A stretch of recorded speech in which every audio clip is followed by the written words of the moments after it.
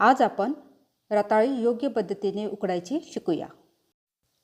रताळींना चांगले धुवून घ्या। रताळी चांगली धुवून घ्यायची आहेत। त्यानंतर आपण त्यांचे दोन दोन तुकडे करायचे।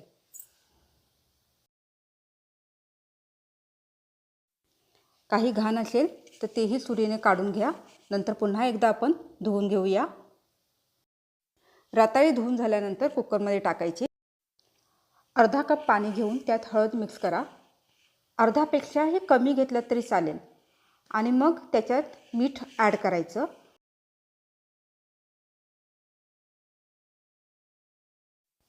नंतर मिक्स करून घेऊ।